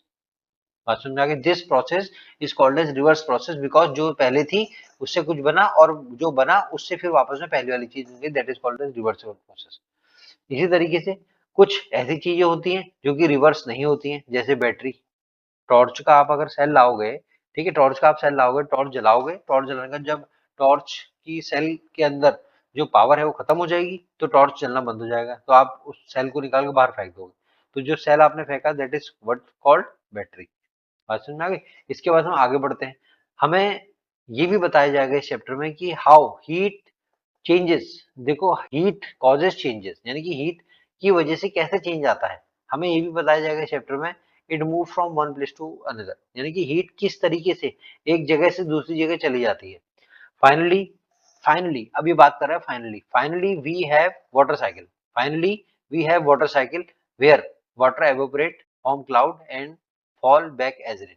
अब हम इसके बारे में, इसके बाद हम वाटर साइकिल के बारे में पढ़ेंगे कि किस तरीके से वाटर वाटर जो है भाप बन के उड़ जाता है, एवोपरेट का मतलब होता है उड़ जाना, ठीक है, कहाँ, एंड क्या करता है, उड़ के जब आसमान में चले जाता है क्या बनाता है, बादल बनाता है, और बाद में जब बादल बन जाते हैं तो वो बादल जो है वापस कहाँ आ जाते हैं, रेन की फॉर्म में वापस वो पानी हमारे पास वापस पहुंच जाता है। तो ये पूरी साइकिल को हम क्या बोलते हैं, वाटर साइकिल बोलते हैं। ठीक है, तो अब हमारे पास कुछ टॉपिक हैं जिनको हमें पता होना चाहिए। तो बच्चों सबसे पहला टॉपिक जो है ना वो है बैटरी। इसको देखो बैटरी क्या होती है, यहाँ यह है बैटरी आपकी। सबसे पहला टॉपिक क्या है, बैटरी। बैटरी आप समझिए, बैटरी एक डिवाइस है। अब बैटरी इज अ डिवाइस, ठीक है, दैट स्टोर करती है। बैटरी स्टोर करती है, याद रखना बैटरी एक डिवाइस है जो कि स्टोर करती है। क्या स्टोर करती है, एनर्जी। एनर्जी को स्टोर करती है, यानी कि बैटरी के अंदर क्या होती है, एनर्जी होती है। कौन सी एनर्जी होती है, केमिकल एनर्जी होती है। ठीक है, कौन सी एनर्जी होती है, केमिकल एनर्जी होती है। और बैटरी क्या करती है, ये जो केमिकल एनर्जी है इसको बदल देती है, कन्वर्ट कर देती है किसमें, किसमें किसमें कन्वर्ट कर देती है, इलेक्ट्रिकल एनर्जी में। तो बैटरी क्या है, एक डिवाइस है जिसके अंदर एनर्जी स्टोर होती है। कौन सी एनर्जी होती है, केमिकल एनर्जी होती है। और बैटरी क्या करती है, इस केमिकल एनर्जी को कन्वर्ट कर देगी, चेंज कर देगी किसमें, किसमें चेंज कर देगी, इलेक्ट्रिकल एनर्जी में। जैसे आप देखते हो टॉर्च के अंदर बैटरी है, रिमोट कंट्रोल जो है उसके अंदर बैटरी है, मोबाइल जो फोन है आपके अंदर उसके अंदर बैटरी है। ठीक है, और लैपटॉप जो होता है वो चलने के लिए उसके अंदर बैटरी है। तो बैटरी आप देख रहे हो, बैटरी समझ गए। तो बैटरी में हमें दो चीजें याद रखनी है, तीन चीजें। बैटरी पहला बैटरी क्या कर रही है, अगर हम बात करें बैटरी स्टोर कर रही है क्या, एनर्जी। ठीक है, दूसरा हमें ये पता होना चाहिए बैटरी इज अ डिवाइस, एक यंत्र है। ठीक है, स्टोर करती है एनर्जी। अब कौन सी एनर्जी स्टोर करती है, केमिकल एनर्जी। ठीक है, और क्या बना देती है, केमिकल एनर्जी से कौन सी एनर्जी बनाती है, इलेक्ट्रिकल एनर्जी। इलेक्ट्रिकल एनर्जी बनाती है।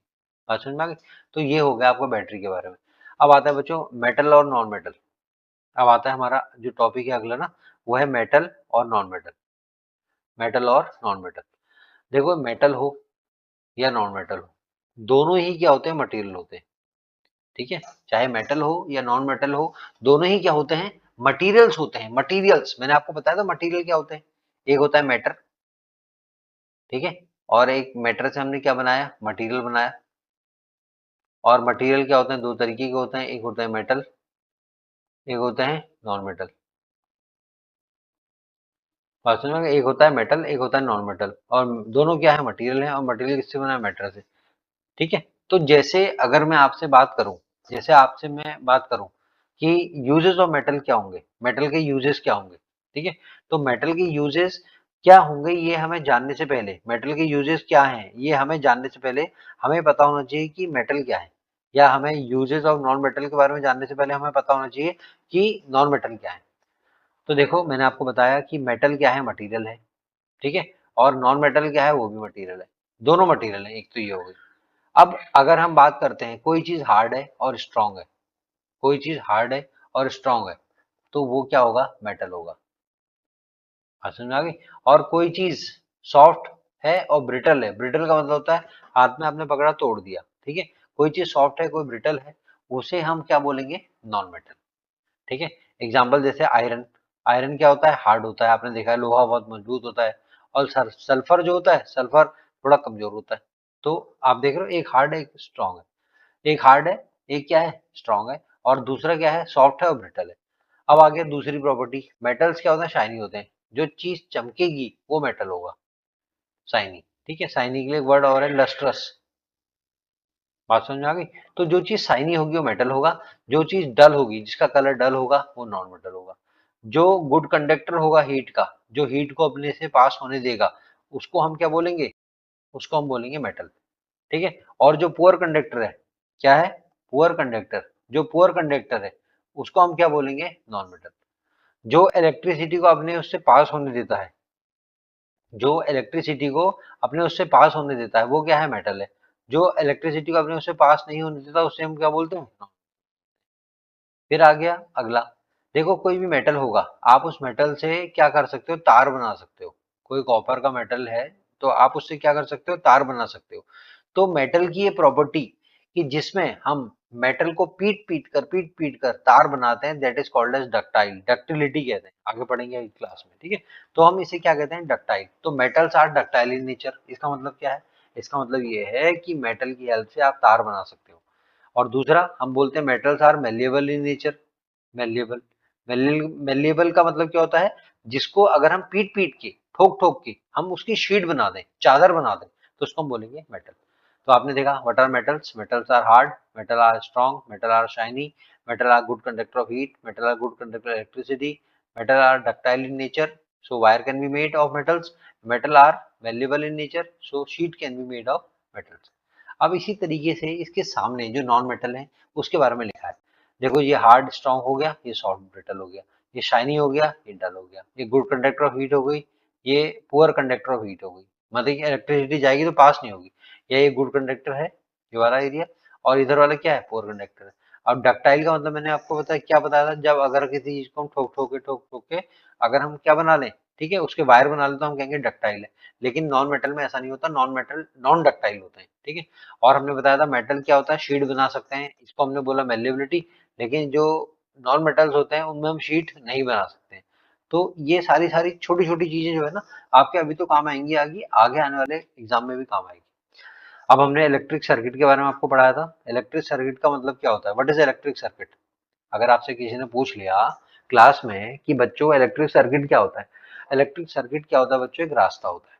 मैं आपको बता रहा हूँ, ये लिखा है ना, इट मीन्स कंप्लीट पाथ, ये कंप्लीट रास्ता है, पूरा रास्ता है। जैसे अपने घर से लेके स्कूल तक आप जा रहे हैं तो वो रास्ता है, तो ऐसे ही इलेक्ट्रिक सर्किट भी क्या होता है, एक रास्ता होता है। क्या होता है, it is a complete path that allow electric current to flow from battery. ठीक है, ये जो रास्ता है ये रास्ता आपको अलाउ करता है कि भैया इलेक्ट्रिक करंट यहाँ से निकल के चले जाए, बैटरी से जो करंट आ रहा है उस करंट को इस रास्ते से भेज दो। ठीक है, कहाँ भेज दो, इलेक्ट्रिकल डिवाइस के पास भेज दो। किसके पास भेज दो, इलेक्ट्रिकल डिवाइस के पास। और इलेक्ट्रिकल डिवाइस के पास भेज दिया आपने, इलेक्ट्रिकल डिवाइस वो जली और वापस क्या हुआ, घूम फिर के वो वापस कहाँ गया, बैटरी में आ गया।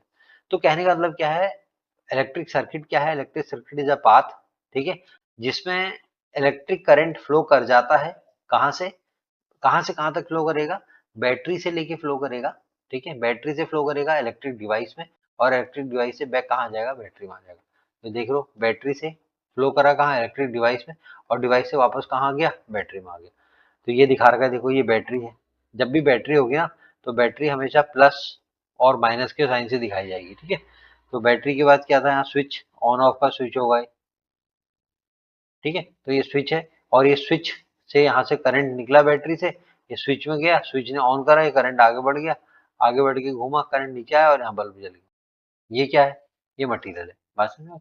तो बैटरी ने क्या करा, बैटरी ने सप्लाई करी एनर्जी, कौन सी energy, electrical energy. Connecting wire ने क्या काम करा, अगर हम कनेक्टिंग वायर की बात करते हैं तो इन्होंने जो करंट है करंट को ले लिया। कनेक्टिंग वायर ने क्या करा, करंट को कैरी कर लिया, करंट को ले लिया। स्विच जो है ये ओपन और खुला रहा सर्किट के दौरान, ये स्विच जो है ओपन और क्लोज्ड रहा सर्किट के दौरान, मतलब पूरे जो सर्किट होगा ना उस सर्किट के दौरान ये खुला और बंद रहा। और बल्ब जो है ये ग्लो करता है, ठीक है, जब करंट फ्लो करती है। तो आपने देखो हर चीजों को समझना है। अब हम बात करते हैं अगले पेज में आगे, melting of ice. Melting of ice मैंने बताया था, मेल्टिंग ऑफ आइस बताऊंगा। मेल्टिंग ऑफ आइस मतलब आइस का पिघलना। तो मैंने आपको बताया था कि जो आइस है, आइस सॉलिड है। अब आपने क्या करा, गर्म करा, हीट करा, हीट करेंगे तो क्या होगा, सॉलिड जो होगा वो पिघल जाएगा और क्या बन जाएगा, लिक्विड बन जाएगा, वाटर बन जाएगा। ठीक है, तो इस प्रोसेस को हमने क्या बोला, मेल्टिंग बोला। याद रखना, मेल्टिंग क्या है, कन्वर्जन। मेल्टिंग का मतलब क्या है, conversion of solid into water, that is called as melting. ठीक है, अब क्या हुआ, ये जो लिक्विड था, आपने आपने लिक्विड को ठंडा करना शुरू कर दिया, कूल करना शुरू कर दिया। ठीक है, और ये जो कूलिंग करने के बाद वाटर यानी कि लिक्विड से क्या बन गया, आइस बन गया। तो ये फिर क्या हो गया, दोबारा से सॉलिड हो गया। क्या बात समझ में आ गई, ये फिर से सॉलिड हो गया। तो क्या होता, देखो आइस थी और वापस बाद में क्या बन गई, आइस बन गई। तो ये रिवर्स हो गया ना, तो इस चेंज को हम क्या बोलते हैं, रिवर्सिबल चेंज बोलते हैं। बात समझ में आ गई। अब देखो यहाँ लिखा है melting of ice is a reversible change. Melting of ice जो है रिवर्सिबल चेंज है, क्योंकि water can be change back into the ice. ठीक है, water can be change back into ice by cooling. Water वापस से आइस में बदल जाएगा अगर हम आइस को पानी को ठंडा कर देंगे। तो ये रिवर्सिबल है, मतलब जो था वो पहले की तरह दोबारा से हो जाएगा। लेकिन कुछ चेंजेस ऐसे भी होते हैं बच्चों इरिवर्सिबल। इरिवर्सिबल का मतलब जहां आई आर लग गया, रिवर्सिबल का उल्टा हो गया। तो इरिवर्सिबल का मतलब क्या होता है, आपके पास जो बैटरी है उस बैटरी के अंदर कोई एनर्जी नहीं है। ठीक है, बैटरी रनिंग आउट, ये आपका टॉपिक का नाम है। ठीक है, तो क्या है, देखो सबसे पहले हम बात करते हैं जो नई बैटरी है। अगर हम बाजार से कोई चेंज लाते हैं, हम क्या पढ़ रहे हैं, हम पढ़ रहे हैं इरिवर्सिबल चेंज। ठीक है, हम बैटरी बाजार से क्या हुआ, टॉर्च का रिमोट लेके आए हम, ठीक है, टॉर्च का रिमोट लाए, नहीं रिमोट लेके आए, और रिमोट का टीवी का रिमोट लेके आए, और टीवी के रिमोट के अंदर क्या थे, सेल थे, ठीक है, बैटरी थी। अब जब हम सेल लाएंगे पहली बार, ठीक है, वो सेल जो हम लेके आते हैं, उन सेल के अंदर कौन सी एनर्जी होती है, केमिकल एनर्जी। अगर आपसे कोई पूछे कि मार्केट में जो बैटरी मिलती है या जो सेल मिलते हैं उनके अंदर कौन सी एनर्जी होती है, आप कहेंगे केमिकल एनर्जी, ठीक है। जैसे टॉर्च में रिमोट के सेल, टॉय खिलौने के सेल या क्लॉक के सेल, इनके अंदर जो एनर्जी होती है केमिकल होती है। अभी केमिकल एनर्जी कौन सी एनर्जी में बदल जाती है, इलेक्ट्रिकल एनर्जी। जो हमारे घर में लाइट जलती है ना, वो इलेक्ट्रिकल एनर्जी है। तो केमिकल एनर्जी सेल की किस में बदल जाती है, इलेक्ट्रिकल एनर्जी। और जब केमिकल एनर्जी सारी की सारी खत्म होकर इलेक्ट्रिकल कन्वर्ट हो जाएगी, तो आपका जो सेल है वो डेड हो जाएगा, आपका सेल काम करना बंद कर देगा, यानी कि बैटरी रन्स आउट, बैटरी पूरी खत्म हो गई है। बात समझ आ गई। ये है। तो ये लिखा है, अब battery running out is a irreversible change, ठीक है, because it can not be change back into new working, ठीक है, working battery by ordinary means. आप किसी एक बैटरी को यूज करने के बाद वापस से दोबारा बैटरी ऐसी बना दोगे, ऐसा पॉसिबल नहीं है, ठीक है। अब आते हैं हमारे पास अगला जो हमें समझना है, वो ये है कि how heat cause change. Heat मतलब गर्मी, हीट की वजह से कैसे चेंज आ जाता है, हीट की वजह से कैसे चेंज आ जाता है, हाउ हीट कॉजेज चेंज। देखो बच्चों, यहाँ अगर आप देखोगे ये क्या है, हीट है, ठीक है। हीट जब होती है कोई भी चीज जब हीट होती है, चाहे पानी हो, लकड़ी हो, ठीक है, या कोई पत्ते हो या कोई कागज हो, जब भी आप कोई चीज को हीट करोगे तो दो चेंजेस हो सकते हैं, फिजिकल चेंज हो सकता है हीट करने में, और केमिकल चेंज हो सकता है, ठीक है। अगर आप किसी चीज को हीट करोगे तो दो चेंजेस आपको देखने को मिल सकते हैं, एक है फिजिकल चेंज, एक है केमिकल चेंज। फिजिकल चेंज का मतलब क्या होता है, जब आप बाहर का जो स्ट्रक्चर है, बाहर की जो बनावट है, उसमें चेंज देखते हैं, ठीक है। अगर आप कोई बॉडी में बाहर से क्या चेंज हो रहा है, वो बाहर से दिखने में पहले कैसा था, अब कैसा है, अगर आप इन सब चीजों को देखेंगे तो आप कौन सा चेंज देख रहे हैं, फिजिकल चेंज। जैसे एग्जांपल बताता हूँ, मेल्टिंग ऑफ आइस, बर्फ का पिघलना, ठीक है, melting of ice is a physical change. देखो मेल्टिंग ऑफ आइस, पहले आइस था, आइस क्या थी, सॉलिड थी, और सॉलिड से जब हीट मिली, पिघल के क्या हो गया, लिक्विड हो गया, physical change. Boiling of water, boiling of water मतलब जब पानी हमने रखा तो गैस के ऊपर वो हल्का हल्का बॉईल शुरू हुआ, हो रहा हुआ, और उसके बाद लास्ट में क्या हुआ, वो गैस बन गया। तो क्या था, बॉइलिंग ऑफ वाटर क्या है, ये क्या है, एग्जांपल किसका है, फिजिकल चेंज का।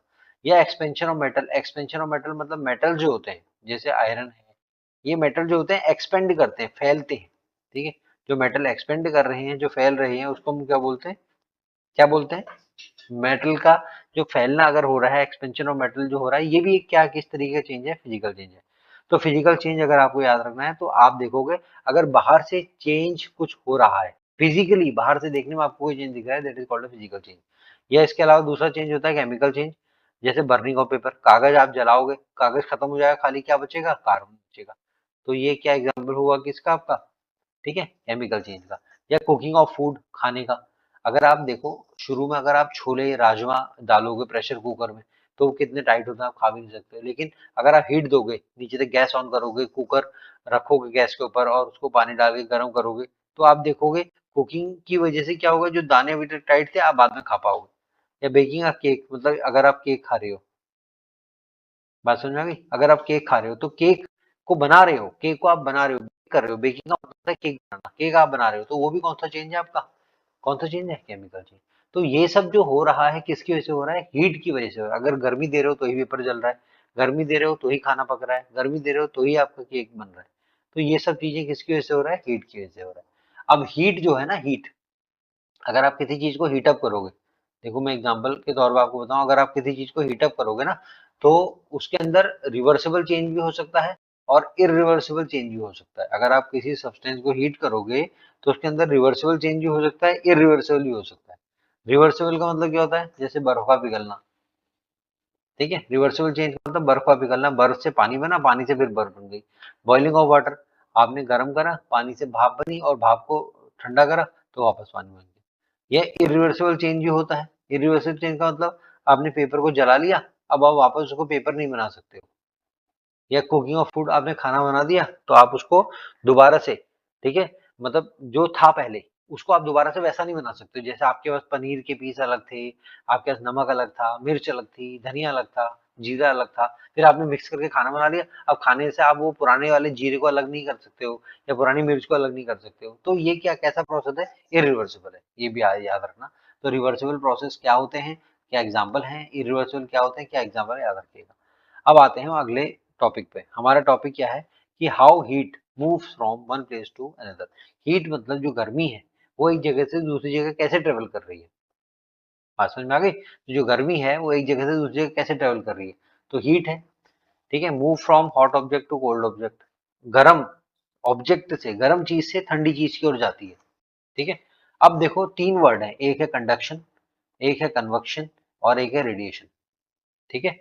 अगर बात करते हैं कंडक्शन की, कंडक्शन का मतलब क्या है, कंडक्शन का मतलब यह है कि हॉट स्पून है in tea, hot spoon in tea, गरम, ठीक है, चम्मच चाय में, एक चाय का ग्लास है जिसमें चाय बहुत गर्म हो रही है, आपने चम्मच डाल दी, चम्मच भी गर्म हो गई। तो क्या हो रहा है, थ्रू सॉलिड के थ्रू होता है कंडक्शन, कंडक्शन हमेशा सॉलिड के थ्रू ही होगा। बात समझे, कंडक्शन हमेशा किसके थ्रू होगा, सॉलिड के थ्रू ही होगा। ठीक है, मतलब सॉलिड में ही आपको कंडक्शन देखने को मिलेगा। दूसरा होता है कन्वेक्शन, कन्वेक्शन आपको लिक्विड में भी देखने को मिल जाएगा और गैसेस में भी मिल जाएगा, दोनों याद रखना। कन्वेक्शन किसमें मिलता है, इसमें और इसमें।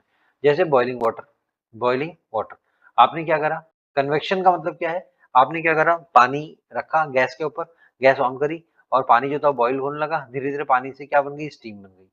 बात समझ में आ गई। अब वो स्टीम जो है, अगर स्टीम आपने देखा होगा मोमो वाले क्या करते हैं, नीचे से पानी रखते हैं और गैस चला के रखते हैं, तो स्टीम की वजह से मोमो पक जाते हैं। तो ये प्रोसेस क्या हुआ, कन्वेक्शन हो गया। ये प्रोसेस क्या हुआ, कन्वेक्शन हो गया। और तीसरा होता है रेडिएशन, रेडिएशन क्या होता है, रेडिएशन जैसे मान लो सूरज से गर्मी आई, सूरज से गर्मी यानी कि सन से जो गर्मी आ रही है वो आपके बॉडी को गर्म कर दे रही है, तो वो आपका क्या हो गया, रेडिएशन हो गया। तो तीन चीज है, जब डायरेक्ट कांटेक्ट है कंडक्शन, ठीक है, जब लिमिटेड कांटेक्ट है कन्वेक्शन, जब नो कांटेक्ट है रेडिएशन। तो ये तीन चीजों को आप याद जरूर करिए लीजिएगा। ठीक है। अब हम आते हैं अगले टॉपिक पे।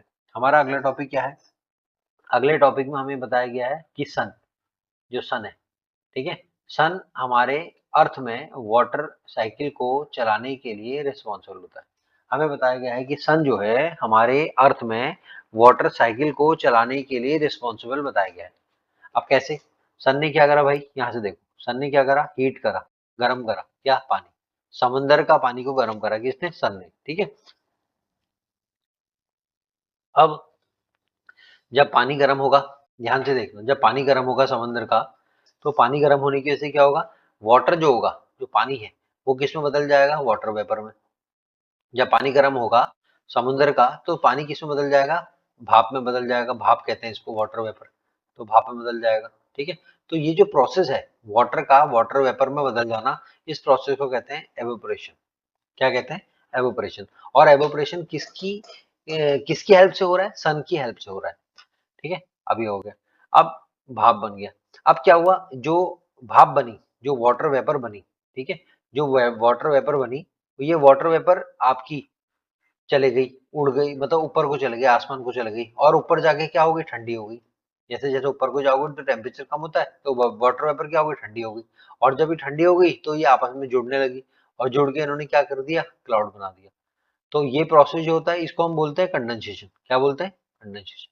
कंडेंसेशन का मतलब cooling of water vapour, cooling of water vapour and cloud formation, that is called as condensation. Condensation हो गया, क्लाउड बन गए।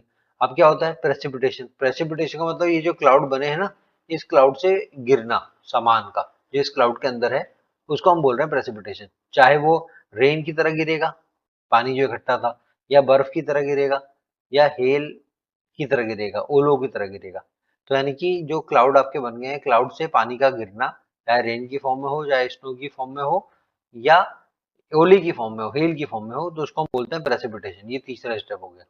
और चौथा वाला क्या रहता है, ठीक है, चौथा वाला होता है कलेक्शन और रन ऑफ। चौथा वाला क्या होता है, कलेक्शन और रन ऑफ। ठीक है।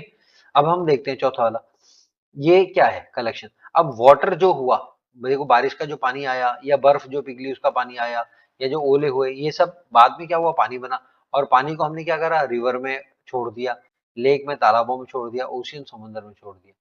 ठीक है। और ये फिर ओशियन में पानी पहुंच गया। ठीक है। अब देखो फिर से इसमें एवोपरेशन शुरू हो जाएगा, तो साइकिल आपकी क्या हो गई, रिपीट हो गई। तो यही आपने देखना है कि व्हाट इज एवोपरेशन, आपने देखा व्हाट इज कंडेंसेशन, फिर आपने देखा व्हाट इज प्रेसिपिटेशन, ठीक है। और ये जो वर्ड्स हैं, इन वर्ड का मतलब समझ नहीं आया है तो इनको समझ लीजिए दोबारा से। यहाँ पे डायग्राम दिखा रखा है, देखो वाटर साइकिल है, ठीक है। पहला स्टेप क्या है, एवापोरेशन हो रहा है, ये पानी गर्म हो रहा है, ये पानी गर्म हो गया, ये ऊपर से उड़ा और यहाँ ऊपर आके यहाँ कूल हुआ, इसने क्या करा, वाटर टू कर लिया, ठीक है। यहाँ क्या हुआ, कंडेंसेशन हुआ, क्लाउड बन गया। अब क्लाउड बनने के बाद क्या हुआ, क्लाउड के अंदर जो पानी होता है बाहर निकलता है, उसको हम बोल रहे हैं प्रेसिपिटेशन। और प्रेसिपिटेशन के बाद क्या हो रहा है अगला, तो प्रेसिपिटेशन जैसे अर्थ में पानी गिर रहा है, चाहे स्नो बन के गिर रहा है या स्लीट हॉल बन के गिर रहा है, ठीक है। तो ये प्रेसिपिटेशन करके और पानी वापस नीचे आया और पानी कहाँ चला गया, रिवर में, लेक में, ओशन में, और वापस ओशन में पहुंच गया, फिर से क्या हो गया, ये प्रोसेस शुरू हो गया। तो the process is called as water cycle. अब आते हैं अगले पेज पे। अगले पेज में हमसे कह रहा है कि this page explain that science help us understanding living things time and light. तो ये कह रहा है इस पेज को जब हम पढ़ेंगे ना, तो हमें ये समझ में आ जाएगा कि साइंस हमें लिविंग थिंग को भी समझने में हेल्प करती है, टाइम को समझने में भी हेल्प करती है और लाइट को समझने में हेल्प करती है। तीनों चीजों को, किस किस को, लिविंग थिंग वन, दूसरा क्या है टाइम, और तीसरा क्या है लाइट। लिविंग थिंग, ठीक है, टाइम और लाइट, यानी कि इस पेज को पढ़ेंगे तो साइंस की हेल्प से हम लिविंग थिंग के बारे में जान पाएंगे, टाइम के बारे में जान पाएंगे और लाइट के बारे में भी जान पाएंगे। अब आते हैं अगले उसमें। ये क्या कह रहा है, ये कह रहा है एज वी ग्रो, जैसे हम बड़े होते हैं, अवर बॉडीज चेंज, हमारी शरीर बदल जाता है, and need food, air and blood to stay healthy. तो जैसे हम बड़े होते हैं तो हमारी बॉडीज, यानी कि शरीर हमारा बदलने लगता है, और हमें जो खाना चाहिए होता है वो चाहिए होता है, हमें हवा चाहिए होती है और ब्लड चाहिए होता है स्टे हेल्दी होने के लिए। अब बात आता है प्लांट्स के बारे में। Plant also grow, make their own food. कुछ ऐसे प्लांट हैं जो कि अपना खाना खुद बनाते हैं और लाइफ प्रोसेस चलाते रहते हैं, ठीक है। तो इसको भी देख लेते हैं। फिर आगे अगला जो लाइन हमने समझनी है वो ये है कि the chapter encourage us to ask questions and how living things survive and how nature works. तो आपने क्या करना है, आपने क्वेश्चन पूछने हैं। इस चैप्टर में हमें ये बताया गया है कि आपने जब भी कोई चीज देखते हो तो आपके मन में क्वेश्चन उठने चाहिए, ठीक है। दूसरा, आपको ये बताया गया है कि हाउ लिविंग थिंग सर्वाइव, कैसे लिविंग थिंग बची रहती है, ठीक है, कैसे वो अपना जीवन बचाती है, और नेचर यानी कि जो एटमॉस्फेयर है वो कैसे काम करता है। ये सब चीजें हमें इस चैप्टर में बताया गया है, ठीक है। अब it also explain how people measure time in the past, और इस चैप्टर में हमें ये भी बताया गया है कि पहले के समय में लोग किस तरीके से टाइम देखते थे, ठीक है।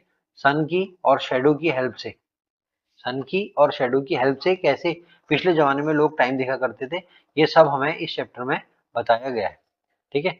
अब हमें ये भी बताया गया है कि लाइट जो है ना, लाइट लाइट हमें मदद करती है किसी चीज को देखने में या किसी चीज को समझने में या किसी शेडो को समझने में, ठीक है। By asking and observing nature we can discover new scientific ideas and learn about world. तो हमने क्या करना है, हमने समझना है, ठीक है, नेचर को देखना है। हमारे अंदर जो क्वेश्चन आते हैं, क्वेश्चन पूछने हैं, उनका आंसर हमें मिल जाता है, ठीक है, नहीं मिलता तो कहीं और पूछना है। लेकिन क्वेश्चन अगर एक बार उठ गया तो उसका आंसर आपको मिलना ही मिलना जरूरी है। तो बच्चों देखो, क्लास हमारी काफी लंबी हो गई है, लेकिन फिर भी हम इसको कंप्लीट करेंगे, ठीक है। 1 मिनट वेट करें।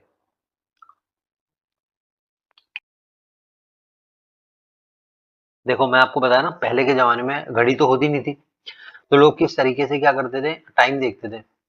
क्या करते थे, जमीन को बीचों बीच में एक डंडे को खड़ा कर देते थे, ये डंडा खड़ा कर रखा है ना। अब ये डंडे से क्या होता था, शेडो बनती थी, छाया, ये छाया बनती थी। और ये छाया कितनी छोटी है, कितनी लंबी है, ठीक है, किस साइड बन रही है, इन सब चीजों को देखते हुए ये लोग टाइम फिक्स कर देते थे। बात समझ में आ गई। इन सब चीजों को देखते हुए ये टाइम फिक्स करते थे, तो शेडो अगर ज्यादा लंबी बन रही है तो टाइम शाम का हो रहा है, शेडो अगर छोटी सी बन रही है तो 12 बजे का टाइम हो रहा है, ठीक है। ये सब चीजें, तो यहाँ यही दिखा रखा है, आपको डायग्राम दिखा रखा है, ठीक है। इस डायग्राम को दूसरी लैंग्वेज में सन डायल भी कहते हैं। सन मतलब सूरज और सूरज का डायल, बात समझ में आ गई, सन डायल भी कहते हैं।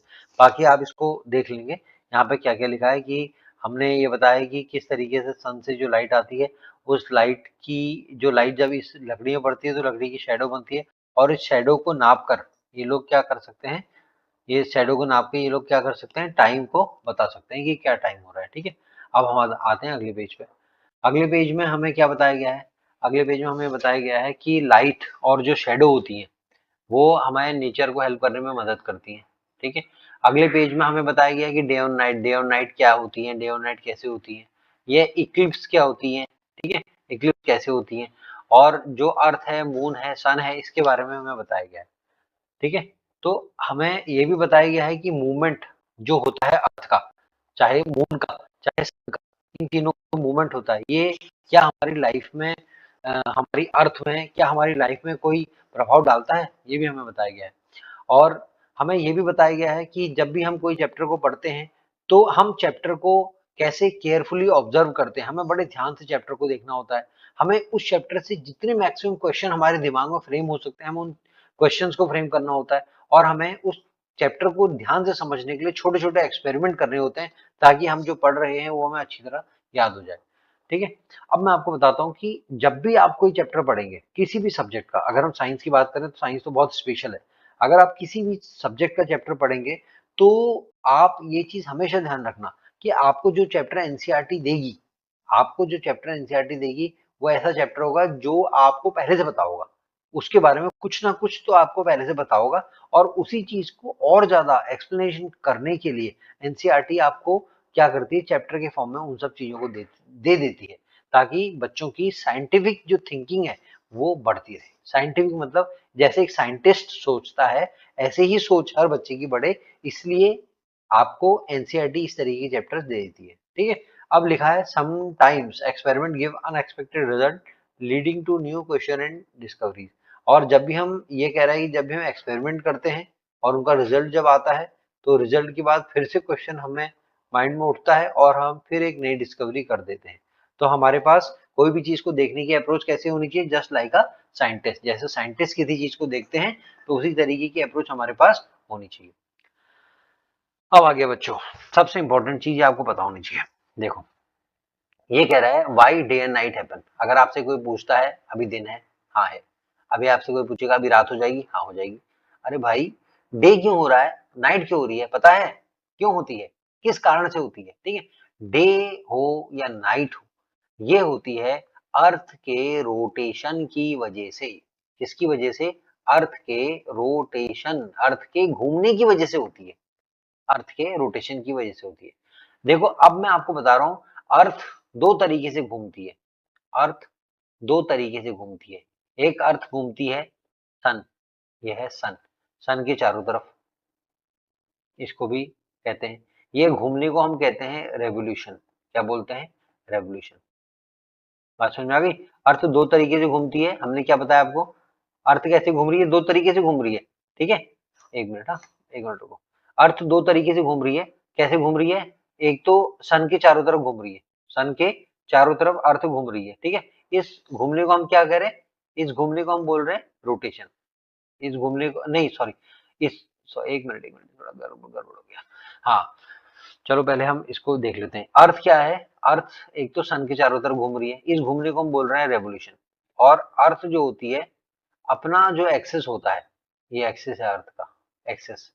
ठीक है, इस एक्सेस के चारों तरफ घूमती है, इसको हम कहते हैं रोटेशन, रोटेशन। तो जो डे और नाइट होते हैं ना, वो अर्थ के ये वाले घूमने की वजह से होते हैं, रोटेशन की वजह से होते हैं। तो अर्थ रोटेट करती है अपने एक्सिस पर, और इस एक्सिस पे जो अर्थ का रोटेशन होता है इसकी वजह से डे भी होता है और इसकी वजह से नाइट भी होती है, ये आपको पता होना चाहिए। अब ये है हमारे सन, सूरज देवता है। सूरज देवता से क्या हुआ, गर्मी निकली, लाइट निकली, और लाइट जो है जब हमारे अर्थ में पड़ी, देखो इस तरीके से घूमती है चीजें। आप चलो यहाँ दिखाते हैं, यहाँ से हम इसमें आ जाओ, चलो मैं आपको दिखाता हूँ। यहाँ से पहले हम इसको हटाते हैं, ठीक है, पहले सब कुछ हटा लेते हैं, उसके बाद हम बात करेंगे। फिर से पेन खोलते हैं यहाँ पर, ये पेन खुल गई हमारे, ठीक है। अब हमारा क्या है ना, देखो हमेशा याद रखना, ये जो सन है, ये है सन, सन के चारों तरफ अर्थ चक्कर लगाती है, ये है अर्थ। और अर्थ के चारों तरफ चक्कर जो लगाता है वो है मून। ये चक्कर ये इसके ऊपर लगा रहा है और ये घूम रहा है, इस तरीके से अर्थ घूम रही है। ये है आपका प्रोसेस। अब ये सन से जो लाइट आई, क्योंकि सन से लाइट और हीट मिलती है, सन से जो लाइट आई ये अर्थ के ऊपर पड़ी। अब इस एरिया में जहां लाइट पड़ रही है, आप देख रहे हो ना, इस एरिया में लाइट पड़ रही है, ये तो एक्सेस हो गया। ठीक है, ये जिस एरिया में लाइट पड़ रही है उस एरिया में क्या हो गया, डे हो गया। और जिस एरिया में लाइट नहीं पड़ रही है उसको हमने क्या बोल दिया, नाइट बोल दिया। बात समझ में आ गई? तो ये समझ में आ गया, अर्थ के जिस हिस्से में लाइट पड़ गई वहां डे हो गया, जिस हिस्से में लाइट नहीं पड़ी वहां नाइट हो गई, ये हो गई। अब दूसरी चीज आपने याद रखनी कि अर्थ का रोटेशन होता है, मैंने आपको बताया ना, ये क्या है, एक्सिस है, और अर्थ इसके चारों तरफ घूमती है। तो अर्थ का जो रोटेशन होता है, देखो ये है ईस्ट, ये है वेस्ट, ये है नॉर्थ, ये है साउथ, 4 डायरेक्शन होती है। तो अर्थ का रोटेशन जो होता है वो वेस्ट टू ईस्ट होता है। अर्थ ऐसे घूम वेस्ट से ईस्ट तक, ये याद रखना, बहुत इंपॉर्टेंट है, पूछा जाता है एग्जाम में। दूसरा, जिस पार्ट में लाइट आ रही है उसको डे कहते हैं, जिस पार्ट में लाइट नहीं आ रही है उसको हमने क्या बोल दिया, नाइट बोल दिया। बात समझ। अब देखो ये लिखा है the sun shine on the side of earth day, ठीक है। The earth rotate on axis, कहां से कहां तक है, वेस्ट टू ईस्ट, ठीक है। अब तीसरा क्या है, अगर तीसरे वाले की अगर हम बात करें, इसको थोड़ा सा ऊपर बढ़ाते हैं, यहाँ पे देखो तीसरा क्या है, आफ्टर कुछ दिनों बाद जहां अंधेरा था वहां उजाला हो जाएगा, जहां उजाला था वहां अंधेरा हो जाएगा। तो ये सब दिखा रखा है। अब आपको एक चीज ये भी पता करनी है बच्चों, ये भी ध्यान रखना, अर्थ इज राउंड, अर्थ क्या होती है, राउंड होती है, ठीक है। दूसरा, आपको ये भी पता होना चाहिए कि अर्थ का जो रोटेशन है, रोटेशन, ठीक है, ये क्या है, अर्थ का अपने एक्सिस के चारों तरफ घूमना, दैट इज कॉल्ड रोटेशन। और रोटेशन की वजह से क्या होता है, डे होता है, और रोटेशन की वजह से क्या होता है, नाइट होती है। बात समझ में आ गई। अब आगे बढ़ते हैं। आगे क्या है, आगे हमें बता रखा है इक्लिप्स के बारे में। इक्लिप्स, इक्लिप्स का मतलब होता है बच्चों एक तरीके से ग्रहण। इक्लिप्स को हम क्या बोलते हैं, ग्रहण बोल देते हैं, क्या बोलते हैं, ग्रहण, ठीक है। अब इक्लिप्स कब होता है, इक्लिप्स कब होता है, इक्लिप्स अकर कब होता है, ठीक है, ग्रहण कब लगता है, जब कोई सेलेस्टियल बॉडी, सेलेस्टियल बॉडी का मतलब होता है बच्चों ऐसी बॉडी जो कि यूनिवर्स में है। अगर आपसे कोई पूछे व्हाट इज सेलेस्टियल बॉडी, तो आप क्या बोलेंगे, आप बोलेंगे any body which is present in universe that is called a celestial body. तो ये कह रहा है कि इक्लिप्स कब होता है, जब कोई सेलेस्टियल बॉडी, सेलेस्टियल बॉडी मतलब जो बॉडी यूनिवर्स में है, ठीक है, comes in shadow of another, comes in shadow of another. जैसे देखो, जैसे ये सन है, ठीक है। अब ये सन के बाद यहाँ पे एक ऑब्जेक्ट है ए, ठीक है। अब ये सन में जब लाइट पड़ेगी, इसकी सन की जब लाइट ए में पड़ेगी, तो ए की जो है शेडो बनेगी, और शेडो क्या बनी, ये बनी, शेडो मतलब छाया बनी इसकी, ये छाया बनी। और ये छाया जब किसी दूसरे ऑब्जेक्ट के ऊपर पड़ जाती है, ये जो छाया बन रही है इस ऑब्जेक्ट की, जब ये किसी दूसरे ऑब्जेक्ट के ऊपर पड़ जाती है, तो क्या हो जाता है, इक्लिप्स हो जाता है, ग्रहण हो जाता है, ठीक है। एक ऑब्जेक्ट था, ठीक है, इस ऑब्जेक्ट में लाइट पड़ रही थी सन की, इसकी वजह से क्या हुआ, कुछ हिस्सा ढका था, इसकी छाया बन गई, और इस छाया जो थी, ये छाया किसी दूसरे ऑब्जेक्ट को ढक दिया इस छाया ने, तो उसको हमने क्या कह दिया, ग्रहण कह दिया। अब ग्रहण दो तरीके का होता है, एक होता है सोलर इक्लिप्स, एक होता है लूनर। सोलर मतलब सूर्य ग्रहण, ठीक है, और लूनर मतलब चंद्र ग्रहण, मून, मून का ग्रहण, ठीक है। अब सोलर इक्लिप्स कब होता है, ये कह रहा है a solar eclipse occur when moon come between earth and sun, moon है कम बिटवीन अर्थ एंड सन। तो सोलर इक्लिप्स की पोजीशन ये होगी बच्चों, एस किनारे में होगा, मून बीच में होगा, और अर्थ इधर होगी, ये आपने याद रखना। सोलर इक्लिप्स कब होगा, जब मून बीच में होगा, किसके, सन के और अर्थ के। और हमेशा ध्यान रखना, ये जो इक्लिप्स होते हैं ये कब होंगे, जब सन मून और अर्थ एक ही स्ट्रेट लाइन में होते हैं। जब सन मून और अर्थ जो होते हैं एक ही स्ट्रेट लाइन में होते हैं, तब इक्लिप्स होते हैं। ये पॉइंट भी नोट कर लेना, कहीं पे याद रखना, ठीक है। अब ऐसे ही लूनर इक्लिप्स है, लूनर इक्लिप्स कब होगा, जब अर्थ बीच में आ जाएगी, क्या हो गया, अर्थ बीच में आ गई, किसके, सन के और मून के, याद रखो हाँ। बीच में कौन है, लूनर में अर्थ है, और सन में जब सोलर इक्लिप्स हो रहा है तो बीच में कौन है, एम है, मून है। तो ये देखा आपने, तो ये आपने याद रखना कि लूनर इक्लिप्स कब हो रहा है, जब बीच में कौन आ रहा है, अर्थ आ रहा है, और सोलर इक्लिप्स कब हो रहा है, जब बीच में कौन आ रहा है, मून आ रहा है। ये समझ में आ गया। अब ये क्या कह रहा है, ये कह रहा है कि सोलर इक्लिप्स कब होगा, यहाँ देखो, यहाँ दिखा रहा है ना, ये कह रहा है सोलर इक्लिप्स अगर on new moon day, new moon, new moon का मतलब होता है बच्चों, यहाँ देखो, न्यू मून का मतलब होता है अमावस्या, अमावस्या मतलब काली रात, काली रात। तो काली रात वो रात होती है जब हमें अर्थ से हम मून को बिल्कुल नहीं देख पाते हैं, मून पूरा काला दिखता है हमें, तो that is called as new moon या अमावस्या कहते हैं उसे, ठीक है। और ठीक है, और ये जब होगा, जब न्यू मून होगा, तो कौन सा इक्लिप्स हो जाए, कौन सा इक्लिप्स होगा, सोलर इक्लिप्स होगा। कौन सा इक्लिप्स होगा, न्यू मून में सोलर इक्लिप्स। अब ये ऐसी स्थिति आती है। अब अगर हम बात करें कि लूनर इक्लिप्स कब होगा, चंद्र ग्रहण कब होगा, ये होगा फुल मून में, फुल मून। और फुल मून को हम क्या बोलते हैं, पूर्णिमा बोलते हैं, ठीक है। फुल मून को हम क्या बोलते हैं, पूर्णिमा बोलते हैं। तो पूर्णिमा के दिन कौन सा होता है, लूनर इक्लिप्स होता है। और जो अमावस्या होती है उस दिन क्या होता है, सोलर इक्लिप्स होता है। ये पॉइंट आप ध्यान रखेंगे, ठीक है। अब क्या होता है, देखो एक चीज आप और ध्यान रखेंगे, यहाँ लिखा है eclipse happen only when sun earth and moon are in straight line. Eclipse तभी होंगे, ग्रहण तभी लगेगा जब सन, मून और अर्थ एक स्ट्रेट लाइन में होंगे। दूसरा आपसे क्या कह रहा है, solar eclipse occur at new moon, हमने लिख दिया, और lunar Eclipse occur at full moon, ये भी हमने लिख लिया। ठीक है, अब हम आते हैं यहाँ इस पॉइंट पर। ये देखो, ये सन है, बीच में मून आ गया, ये अर्थ आ गया, कौन सा इक्लिप्स है, सोलर। ये सन है, बीच में अर्थ आ गया, मून आ गया, कौन सा है, इक्लिप्स, कौन सा है, लूनर। ठीक है, ये देखा। तो अगर हम देखते हैं सोलर इक्लिप्स को, अगर आप देखोगे ये सोलर इक्लिप्स है, तो ये सोलर इक्लिप्स में देखो सन पूरा ढक चुका है, आपको सन की बाहर बाहर लाइट दिख रही है। ठीक है, तो इसको कहते हैं शेडो, ये अम्ब्रा। अच्छा, ये वर्ड है ना, इस वर्ड को समझाता हूँ। देखो अम्ब्रा का मतलब क्या होता है, ये अम्ब्रा दिख रहा है आपको, अम्ब्रा का मतलब होता है बच्चों, यहाँ ये है ना अम्ब्रा, नीचे आ जाओ, ये है अम्ब्रा। अम्ब्रा का मतलब पूर्ण छाया, पूरी छाया। तो ये जो चीज है, इसकी पूरी छाया ने क्या कर दिया है, सूरज को ढक दिया है, तो इसको हम बोलते हैं अम्ब्रा, पूरी छाया। अम्ब्रा क्या है, darkest central part of shadow. जो शेडो बन रही है, जो छाया बन रही है, उस छाया का जो सेंट्रल पार्ट है, जो डार्क है सबसे ज्यादा, वो है where all light from one source is completely blocked. तो क्या होता है, जब अम्ब्रा होगा, अम्ब्रा में लाइट बिल्कुल हमें दिखेगी नहीं, कुछ नहीं दिखेगा। यहाँ देख रहे हो आप, यहाँ ये पीछे से लाइट आ रही है, लेकिन यहाँ शेडो ऐसी आ गई है कि हमें यहाँ कुछ देख ही नहीं पा रहा है, तो ये अम्ब्रा है। तो इसी तरीके से आपको पता होना चाहिए कि फुल मून क्या होता है। फुल मून मतलब पूर्णिमा होती है, न्यू मून क्या होती है, अमावस्या होती है। सोलर इक्लिप्स कब लगता है, पोजीशन क्या होती है, लूनर इक्लिप्स कब लगता है, पोजीशन क्या होती है, सब लिखा रखा है, नीचे लिखा है, समझा भी दिया। ठीक है, और न्यू मून के दिन क्या, कौन सा इक्लिप्स लगता है, या फुल मून के दिन कौन सा इक्लिप्स लगता है, ये सब चीजें आपने याद रखनी है। अब आते हैं अगले पेज पर, मतलब इस चैप्टर की जो सबसे लास्ट पेज है। इस लास्ट पेज में हमें क्या बताया गया है, मैं आपको बताता हूँ। ठीक है, इस लास्ट पेज में हमें क्या बताया गया है, इस लास्ट पेज में हमें ये बताया गया है कि आपने क्वेश्चन पूछने हैं। बस, आपने ये इस पेज में हमें एक ही चीज बताया गया है कि बच्चों क्वेश्चन पूछो।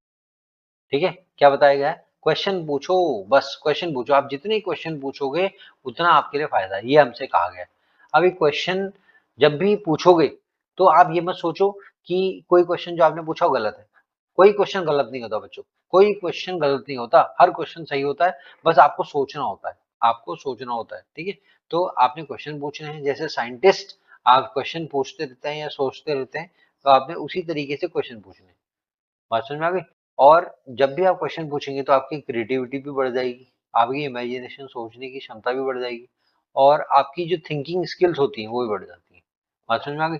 तो कहने कुल मिला के आपसे क्या कहा जा रहा है, आपसे ये कहा जा रहा है कि आपने क्वेश्चन पूछने हैं, और क्वेश्चन पूछने में आपने शर्माना बिल्कुल नहीं है, और क्वेश्चन पूछने में आपने कोई फॉल्स इन्फॉर्मेशन वहाँ ये नहीं देखना है कि ये मैं गलती कर दूंगा, ये गलत क्वेश्चन हो जाएगा, ऐसा कुछ नहीं देखना आपने। ठीक है, तो यानी कि फैक्ट फैक्ट याद करने की जरूरत नहीं है, आपने क्या करना है, क्वेश्चंस को पूछना। क्वेश्चन पूछोगे तो आपको चीजें अपने आप याद हो जाएंगी। ठीक है, अब आते हैं हम अगले पेज पे।